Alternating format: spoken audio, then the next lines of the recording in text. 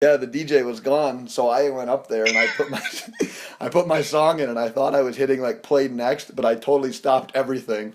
That's incredible. And That's a hell of a night. and I jumped off the stage thinking they wouldn't think it was me.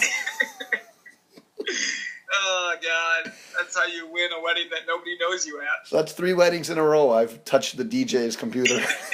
Oh, I can't believe I got your ass kicked yet. I know. I don't know why. I haven't yet either. I'm just going to chalk it up as being fortunate, but let's just get loaded instead.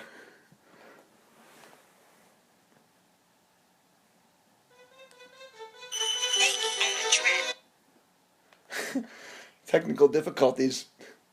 One of the worst intros I ever heard. Welcome to the Loaded Box Podcast. Where we never finish first because we finish first. Oh, fuck. Thank you once again for tuning in to the Loaded Box Podcast, where we pride ourselves on our sloppiness. And we That are. was a microcosm of your day right That there. was a microcosm of the football day, of my Dolphins fandom day, of the fantasy football day. Just a train wreck. That was. I don't know if I'm gonna make it through this.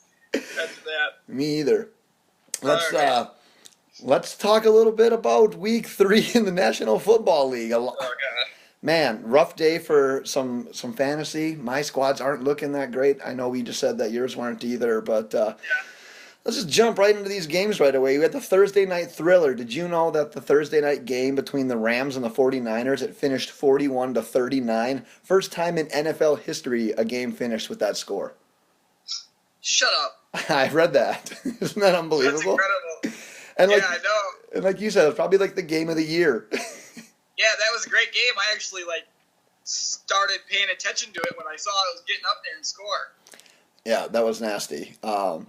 My takeaway from that one, I'm sorry, I got to do a better job of setting this up a little bit. So this is our instant reactions podcast. We're recording this Sunday after the games, right before the Sunday night game. So it's going to touch a little bit on the things that stood out today from this week's actions. So my biggest thing from that one is all three of these guys, Jared Goff, Todd Gurley, and Sammy Watkins, they've all kind of had rough patches like earlier in their career, with whether it's injuries, inconsistency, whatever it ends up being. And gosh, now they're putting up 41 points. They've looked good 2 out of 3 weeks basically. Yep. Is this a sustainable like big three? You know, you always talk about like your quarterback, receiver, top receiver, and running back, like kind of like being like the catalyst of the offense. Is this some sort of catalyst that they can build on moving forward? They sure hope so. I like how Goff looks. I was wondering if Sammy Watkins would get in the mix because he throws a couple catches in there every now and then, but had his big game, 2 touchdowns, concussion. Yeah. And then Always Todd something Gurley. with that guy. Todd Gurley's the only one I worry about. I said this multiple times on Thursday night. He had 28 carries for 113 yards. It took him 28 carries to get 113 yards. 4 points, or 4 yards per carry, 4-yard average. Not great, not bad or anything. But the thing I noticed about him that worries me for the rest of the season, and I don't think I've ever noticed this closely, but when he gets to a hole, he hesitates, kind of stops, not like Le'Veon Bell, but he just wants to immediately bounce outside. So I'm almost a sell on Todd Gurley. Yeah. They need to get a better. So you're thinking sell like in fantasy wise. You're thinking sell in fantasy wise for Gurley. I mean, he's coming off probably his best game easily of the year. I'm selling high on Todd You'd Gurley. sell high on Todd Gurley. Gosh, Yes. that's what scares me about that is like I don't know, and we see it every week. Just like the randomness of running backs that are the ones that are producing. There's a couple each week that you can count on. I just feel like maybe is this his coming out party? Is he going to end up turning into one of those guys? So I would hate to sell too soon, but like you mentioned there, his stock probably. I mean, it's at an all-time high right now off of that game. Yeah, I'm a little hesitant on him, but yeah, you're definitely trading for Sammy Watkins for a reason. So they're the 3 core guys on that offense, and it actually looks better than what I expect. All right. Let's go into this morning's action. Jaguars piss-pounded the Ravens. My prediction came true. I boldly predicted that a quarterback outside of Blake Bortles would take a snap for the Jaguars in this game, and I was right as they won 44-7. What do you think about that? Yeah, I think you got away with the cheap one there. Bold prediction in your If you're betting face. in Vegas, they wouldn't give you that one. Right. But, when they're up 44-7 and they put the backup in because the game's over. But I also nailed my bold prediction saying the Jaguars would beat the Ravens. And the Ravens were 2-0 going into that game. And now the Jaguars are 2-1. Yeah. This game and that start to the season does not change my thoughts on the team or on Bortles. Ravens have a good defense. I'll give you that. Yeah, that's exactly right. And Bortles played a great game. Yes. But at the same time, I've been teased by Bortles in the past. I think the greater body of his work still puts such a black light on him that I can't get over what I've seen in the past, and I'm not going to let one game fool me like it has on other players in the past. But this is his third year in the league, not like Joe Flacco, who's not elite, or Eli Manning's 15th. It's his third, and I'm like I said before, I'm still behind. I like what I saw, and it makes me excited for my prediction that he's still going to be an all right quarterback. What in the hell did the Ravens do in London last night? How did wasted? I would have never predicted this outcome. Jaguars winning is one thing. Jaguars winning by 300 points is a different story. Yeah, Jaguars home field. You can't beat them there. I forgot. That's right. It's the yearly home field game for the Jaguars. They run that city. That was beautifully said. The Denver Broncos, who looked like world beaters last week, come back and lose by 10 to the Bills, 26-16 today. I kind of chalk this one up as that classic letdown game. Just had a huge win over the Cowboys. Play the Raiders next week. More or less a trap game. But the line in this one I think was only Denver by 3, and in my mind I almost considered taking the Bills at home and wouldn't have been shocked if they won it, and obviously they ended up winning it. It wasn't one of our Pick 6 segment picks, but no, I did awful. I don't know, just kind of a classic letdown game for me. Yeah, the NFL is confusing the shit out of me, but the Bills' defense is supremely underrated. Tyrod bounced back from not such a good performance last week to have a good one this week. Yeah, I don't know what happened to the Broncos. I mean, Simeon, let's be honest, do you think he's a 4-touchdown quarterback, or do you think he's more like the quarterback that he saw today? I think he's more like the quarterback we saw today. He's the guy that's going to average 1 to 1.5 touchdowns a game. Don't ask me how he's going to get a half of a touchdown, but he'll do it. I mean, he didn't have a good day. He had 259 yards, 2 interceptions, 6.5 yard average. Yeah, that's nothing that you're going to awful. Get crazy about. But No. What do you think about your boy Tyrod? I am, fan club president. I'm really upset, Benching and him. I'm not happy to say that I benched Tyrod and started Simeon, actually. The ultimate Simeon got FU. me about 7 points or something like that, where Tyrod would have dropped 20 for me. I benched him in 2 different leagues. I would like to apologize to Tyrod. I think he went out there and he knew about my terrible choice I made after just 2 games. Second game, I go ahead and just bench him after the second game, and he made me pay for it. So you know what, Tyrod, you're back in the lineup next week. And if you have a bad game, I'll put you in the week after again. There you I'm go. sorry. I apologize. It's funny because he doesn't play like your traditional quarterback, but and you've talked about this for the last year. The dude's like the model of efficiency. Yeah. He only had 6 incompletions, just over 200 yards, 2 touchdowns. If you have a good defensive day like they did, that'll win you a game. I'm very mad at myself. The Indianapolis Colts were 31-28 winners over the Browns. Kaiser decided to throw a bunch more picks. What I wanted to ask you about this one, my biggest takeaway, this was T.Y. Hilton's breakout game of the year with Jacoby Brissett. He had 7 for 153 and a touchdown. Is this chalked up to them playing the Browns, or is this something he can sustain until Luck gets back? Yeah, I mean, he won't have many more games like that until Luck comes. Something to be excited about. Turns out Luck will probably be coming back between week 5 and week 7 is what they announced today. So for me, that's huge because in one league I have him, Luck, and Doug Martin. So once I get those two back, I expect big things out of my fantasy team. And then you expect Hilton to do that. They say he's going to play no matter how good or bad they're playing at the time. So that's good news for fantasy owners of Andrew Luck and the Colts fans. Yeah, good nugget. I need that because Cam Newton is Yeah, crushing me, and I need Luck to garbage. come back. Yeah, we'll get to that. Yeah. And then the other thing I need to rant about is the Browns fucking hate me and they fucking hate Isaiah Crowell. He had his first few carries went for 8 to 10 yards. He was actually looking pretty solid. You know that they talked about how he had a talk with not getting the ball enough, and it seemed like they were going to start going to him right away. 12 carries, Yep. 44 yards, when he should be at 25 carries. Yeah. And they were at the 1 yard line 2 different times and didn't even give him the ball. Isn't that crazy? Oh my God! I threw my ottoman at one time. I flipped it over. What is this shit? Especially when you have the rookie quarterback that I think has thrown 7 interceptions the last 2 games. He had 7 interceptions in the last 2 games. Yeah, it's Hand the ball off to your running back. That's probably the best player on your team. What do you on that offensive line. What do you think that is? Are they looking out for the future? They don't want him to shine right now, so they can don't maybe wanna get him pay on a him. bargain contract at some point. He wants to get paid like Devontae Freeman, and they don't want to give him the chance to look good. I don't get it. Because I have no other reasoning as to what they're doing with him Yes. right now. Yeah, it's pretty unfortunate. Yep. Let's look at your your pals in the NFC North here, the Vikings. Fucking Yeah. putting up 34 on the Bucks, won at 34-17. I wanted to ask you, is Stephon Diggs the best non-household name receiver in the league right now? He had 2 touchdowns week 1, didn't do quite as much week 2, and then he comes back with 8 for 173 and another 2 touchdowns today with Case Keenum. Talking about Stephon Diggs, I missed the. Oh yeah, Stephon Diggs. Yeah.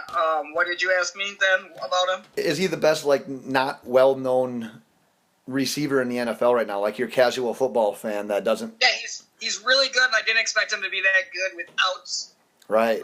Bradford or Bridgewater. But he was. I don't know what happened to Tampa Bay's defense, who looked so good a week ago. Yeah. I know they had a couple of cornerbacks get injured, but damn, they couldn't stop Cook. They can't stop the pass. Case Keenum is not good. I don't give a shit.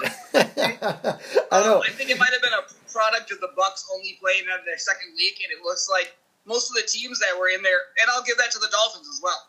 Most of the teams that were on their third week this was a great offensive bounce back week for the NFL for all the teams that were on their third week, except for the Dolphins and the Bucks, who were actually on their second week. Could that be something? Could that be saying something?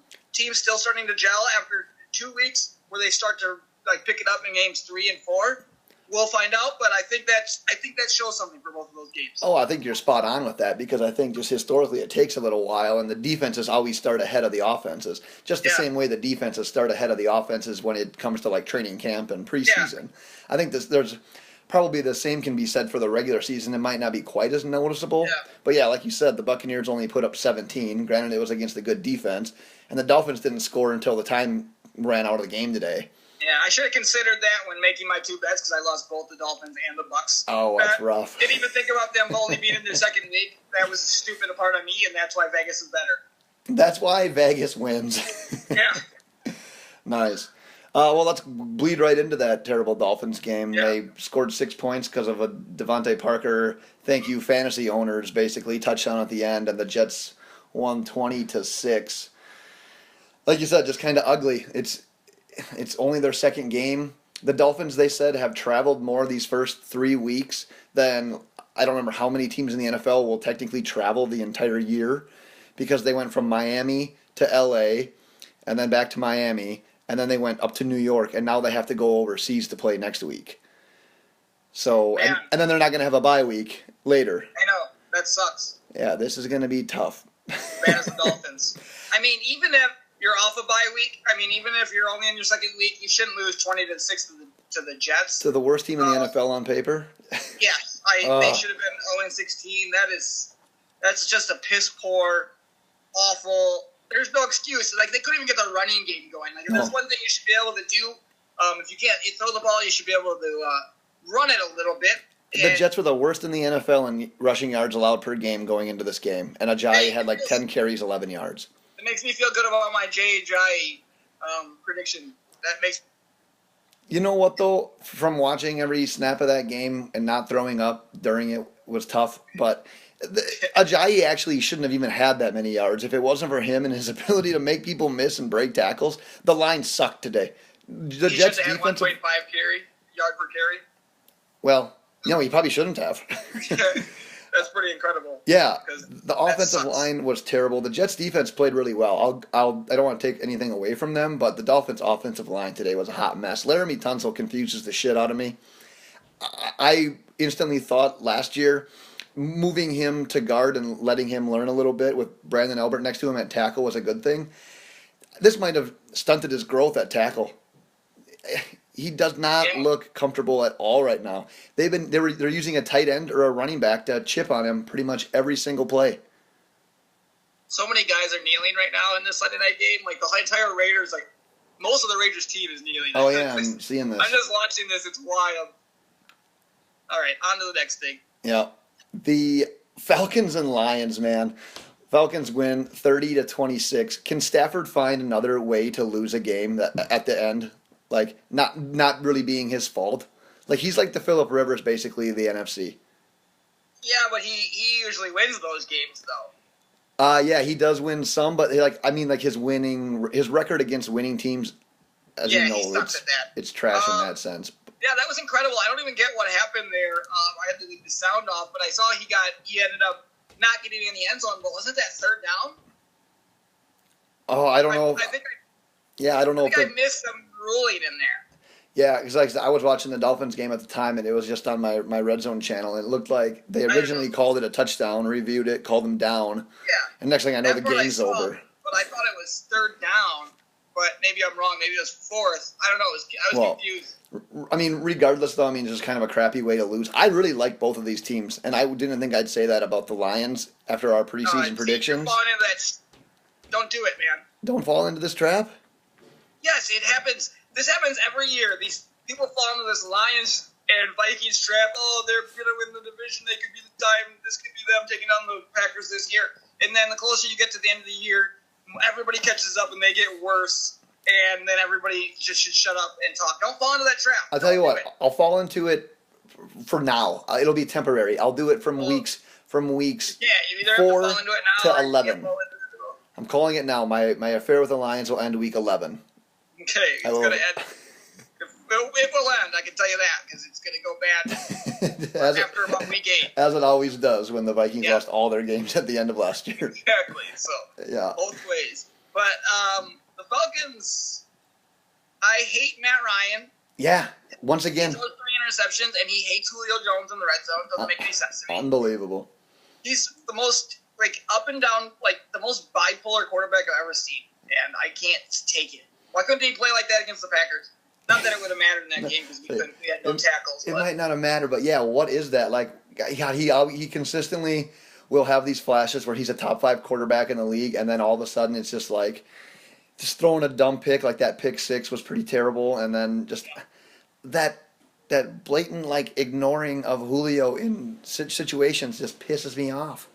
I don't get it. Yeah, I don't get it either. I need to figure that out. Yeah. Because I don't think Julio not scoring in the red zone is a Julio problem. It's a Matt Ryan not throwing in the ball problem. Right. Yeah, no kidding.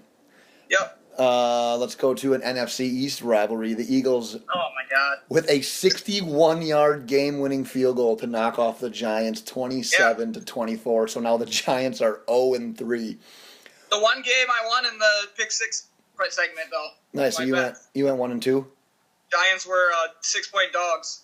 Oh, nice. I was cheering so hard for the Eagles to make that field goal so it wasn't overtime and just end it. Right. I was like, make this damn field goal and give me my win. Give me my win. I need my one win. Yeah, it wasn't good. I'm currently sitting 2-0 in our pick 6 segment, and then I've got the Cowboys tomorrow. So if I can go undefeated, I'll have 2 undefeated weeks in a row, and I'll continue to carry our loaded box pick 6 segment. Yeah. Yeah, you'll have to on this one because I didn't have a good day. What I don't get with the Giants is, right away it was inept offense, couldn't get the receivers going. This week it's Sterling Shepard, 7 catches, Odell Beckham, 9 catches, Brandon Marshall, 8 catches, and they still lost. They finally got those guys going, and it didn't matter. They still couldn't even find a way to win. Well, they waited till the fourth quarter to do anything. That's when all their touchdowns came. Yeah, that's true. Odell Beckham with a nice breakout game, though. Brandon Marshall is not somebody I want on my fantasy team right now. He did have a decent game, but Sterling Shepard is a better player in my eyes. Odell Beckham's amazing. Those are the top two receivers on that team, in my opinion. Sterling Shepard is coming into his own. I think looking farther down the line, like 2 or 3 years out, if they can find a successor to Eli Manning, that core, if they can get Odell Beckham, Sterling Shepard, and Evan Ingram going, that could actually be legit. But I think the key part of that is going to be what quarterback are we going to be able to bring in? Is it going to be a free agent that like a Kirk Cousins type deal at some point? Or is it going to end up being some guy they draft? That's going to be the biggest question. There's a little bit of time to figure that out, but the Giants are on their way to drafting Saquon Barkley this next year. Yeah, they're gonna have to get the running game going too, because once again they had a really lackluster day on the ground. But that was against the Eagles' defense. But they suck at running. It doesn't matter who they're playing at. Right. They need a running back, and they haven't had one forever. Saquon Barkley, go get him. Yeah, they legit have not had a good running back in quite some time. I can't even name the last one they probably had that was legit. Tiki Barber and Ron Dane. Oh, yeah, exactly. Where are we here? New Orleans Saints bounce back win, 34-13 winners over the Panthers. Dude, oh, my God. Cam Newton. So I predicted that this was going to be kind of his week to bounce back, show that he is worth starting still in fantasy.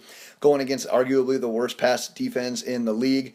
He puts up 167 yards. He did run in a touchdown, but no passing touchdowns, and 3 interceptions. What the hell? He's done. His shoulder is not, I don't know. Should they have taken the Andrew Luck route with him? Is that what it is? Yeah, I think that's why I said before is that I think Cam might have been, I don't say it specifically, but it seems like the Colts are taking the right route, and I know it's not the exact same injury, but clearly it's not. If that's not the issue, then he just somehow all of a sudden is the worst quarterback in the NFL after going to the Super Bowl 2 years ago. I guess he couldn't be Colin Kaepernick, but it's bad. Yeah, I don't want him. I'm not starting him in any fantasy leagues right now. If you can't put up a game, I know Benjamin got hurt. Kelvin Benjamin got hurt early. I don't know if you saw that, but he was out right away. Yep. But either way, this is like the worst Saints, like the worst secondary in all of football. Like not even really close. Them and the Patriots, honestly, it's weird. But if Cam can't, I said on Twitter this morning on our Twitter page that if Cam does not have a good game, then it's time to hit the panic button. Yeah, dude. Smash that fucking panic button. Because I really thought this would be the week to use him. Like I even contemplated using him in FanDuel, but he was still a little bit overpriced for the amount of production that he's had this year. Not even going to be on my radar right now. Nope. I need a lot more time before I can commit to that. Not if you can't do it against the Saints. You don't get. You can't do it against the Saints. Who can you do it against? Right. But for how screwy the NFL is, and this week was another proof of that, watch him bounce back against a good team and throw like 4 touchdowns. He's inept as fuck right now. You can't imagine he's going to be bouncing back anytime soon. And you're not banking on it. Worst 2-0 team there is. Yeah. 2-0 team there was. Yeah, exactly. The upset maybe of the day, in my opinion, the Bears. I think the Steelers were favored by 6 or 7 over the Bears, and they lost in overtime, 23-20. Let's talk a little bit about that play right before halftime. So they blocked the kick. Yeah. You talk about this. You saw it more probably clear than I did. Yeah, they blocked the kick. Incredibly, it deflected at 900 miles per hour right into a guy's arms. Only a play that you would make, I swear. Fell into his arms. He takes off, runs down the field, 60 yards. Gets a little cocky last 5 yards. Usually you look behind you or look in a camera. Yeah. He just was walking. And a guy chased him down, knocks the ball out of his hands. And then the stupid Pittsburgh kicker goes ahead and knocks it out of bounds when if he just jumped on it to touchback. So they end up getting a field goal out of it because they put it at the 2-yard line because it was knocked out of the end zone illegally. But Jesus Christ. So it basically cost them 4 points on the spot, right? Yeah, you can celebrate afterwards. What are you doing? Or look behind you. The fact that that's happened so many, I don't want to say so many times, but more times than it ever should have happened. I think there should be a league-wide punishment. I think the next week at practice, there should be some sort of mandatory hazing that you need to go through. I don't know what it is yet. I think we should develop some punishment ideas, but dude, figure that shit out. You can't. That was the worst one, maybe too. Yeah. Like I said, he didn't even look. He didn't even look to stupid. see where he was. Also, I would like to apologize to Jordan Howard. You got a lot of apologies this week.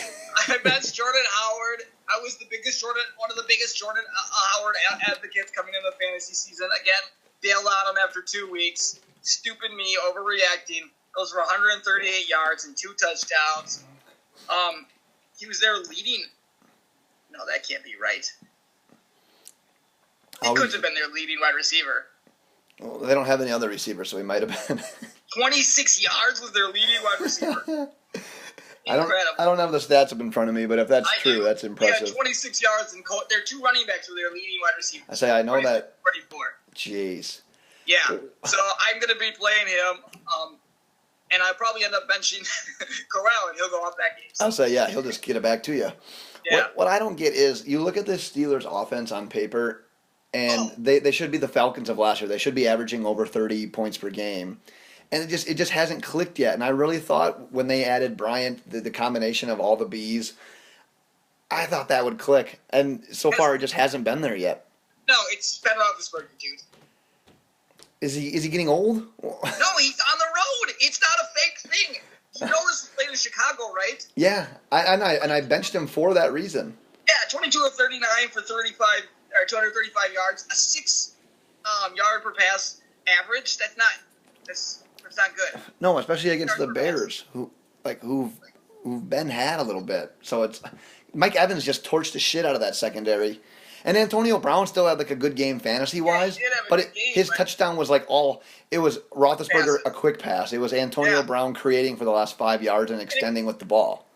Yeah, it was one of those games where I think they were like, okay, let's just start doing it to Le'Veon because Ben can't do anything, and then throwing it quick to Antonio Brown and let them make plays. Right.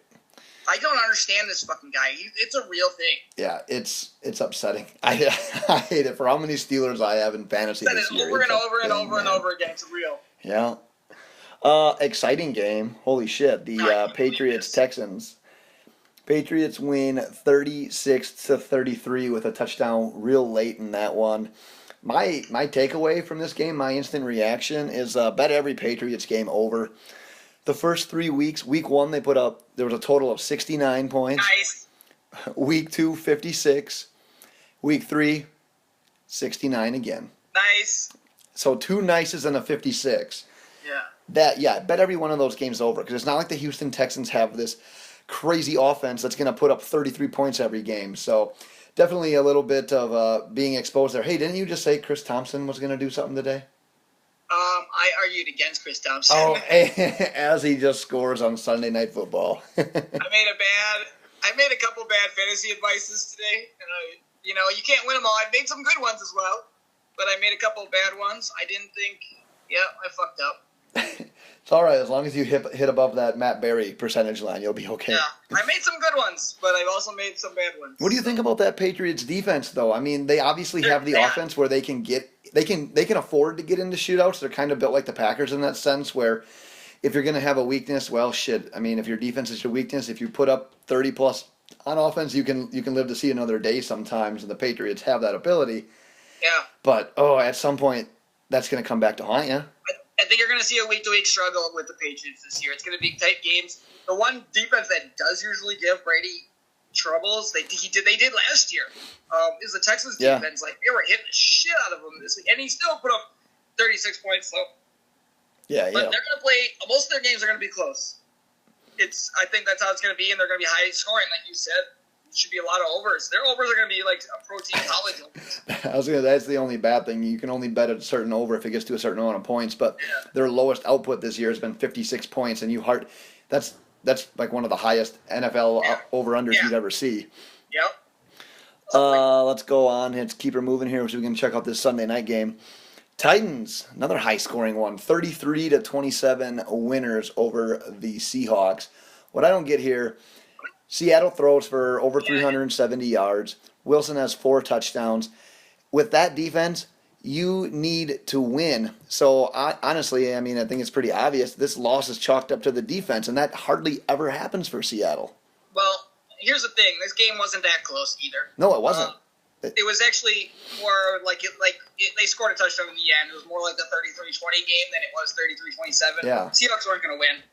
Titans pretty much had that control. They were just making plays everywhere. They were running all over them between Henry, Murray, Mariota. It was ridiculous. LaShawn Matthews had a great long touchdown where he ran all around and they were just throwing guys. Mr. Consistent, man. Seattle just isn't that good. Their offensive line is awful. They still can't stop the run, even though they were so excited about this front seven.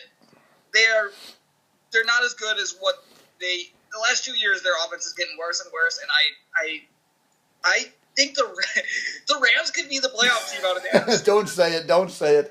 Or don't say it yet.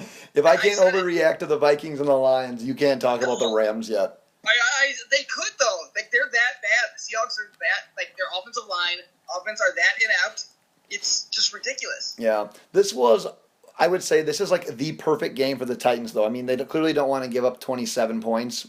Like you said, though, it was closer to 20. It was kind of a garbage touchdown at the end. I think they were just playing off and letting them move down the field there at the end. So. Yeah, but offensively, run for almost 200, throw for 225, control the clock, control the ball. That is literally the coaches, the offensive coordinator, I bet, they're just ecstatic with how this game went.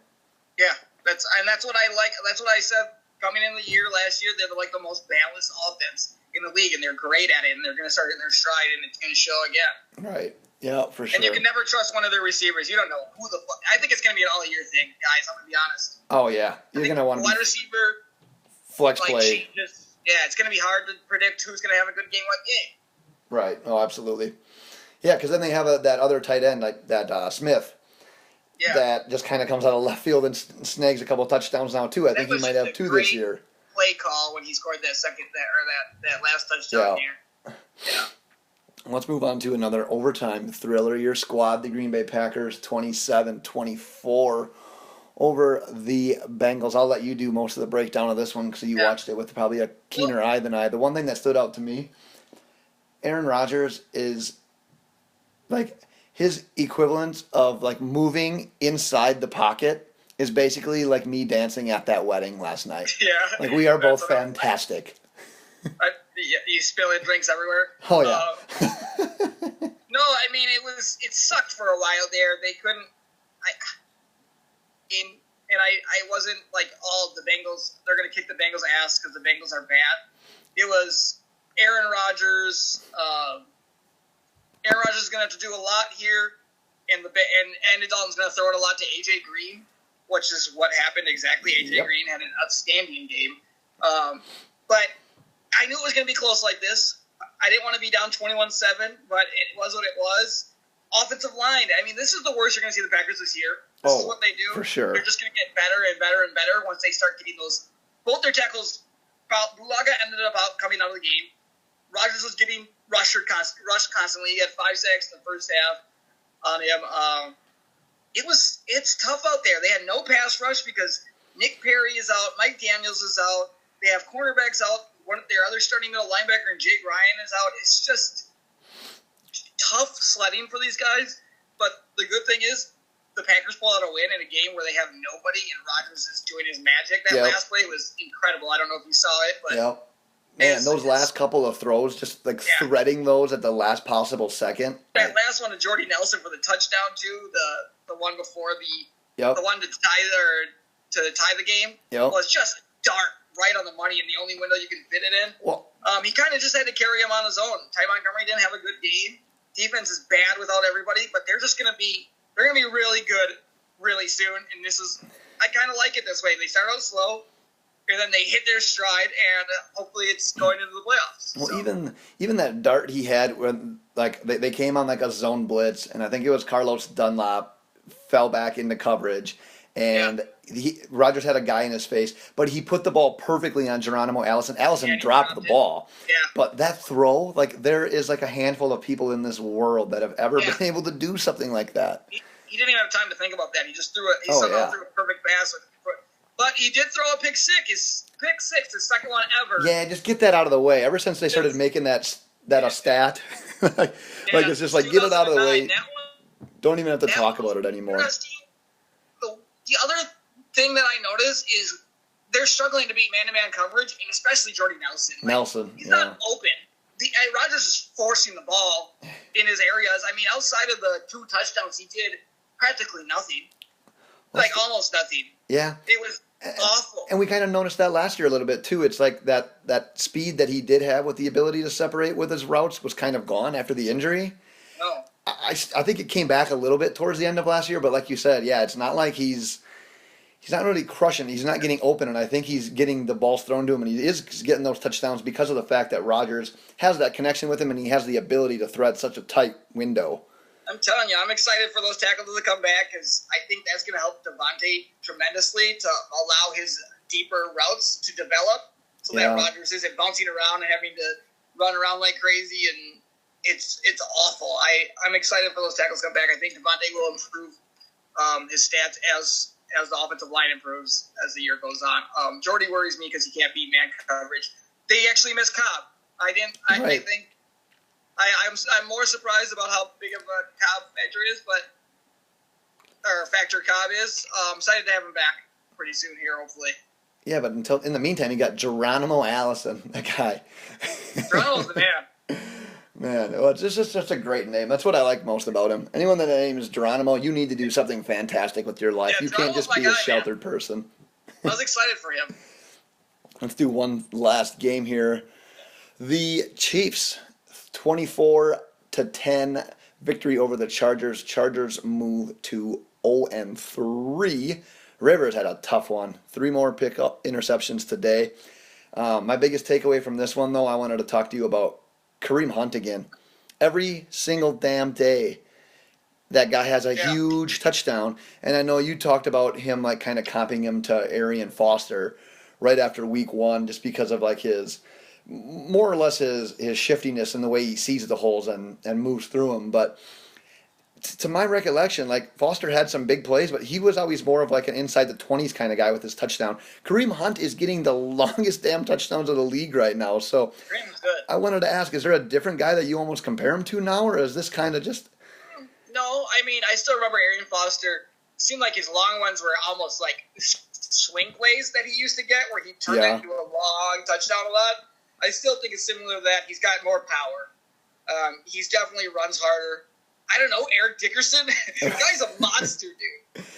He is. He's good. He's strong. He finds the holes, and he's not fucking around when you run into him. And I always feel like at some point on these long runs that he has that he's going to get tackled, but then he just has just enough speed where he keeps it up, and he just outlasts everybody. Yeah, he's real good. He might be a top 3 pick next year. I'm upset with how I underrated him in fantasy this last year. I don't want to overreact too much, and the fact that, I mean, I do believe in the rookie wall, so I think at some point it's not going to be all freaking... I don't know. He's not going to look like a Hall of Famer every week at some point. But right now, I mean, it's him and Dalvin Cook that look really good as rookies. Yeah. And Leonard Fournette. I mean, Fournette's fine, but I think like... There's a touchdown every week, baby. Yeah, 3.2 yards per carry. Doesn't matter. What's your prediction for this game that we're already watching part of? You better not show any bias. 32-23 Raiders. I bet on the Raiders, so they got to win by at least 3.5 or 4 points. Before it started, I saw that you had the Redskins with a 0, and now that they have 7, I noticed you changed it. So I didn't have anything.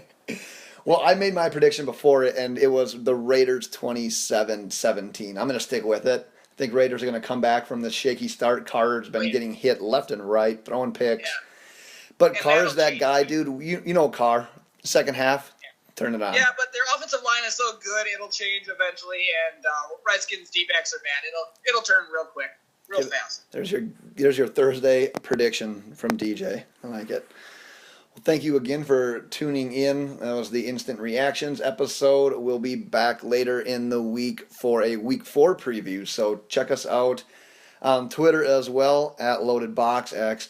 Ask any fantasy football, whatever kind of questions you need. We're here for you. We've got all of the answers, not all the right answers all the time, but all the answers that you can handle. So why don't you send us out? Bye.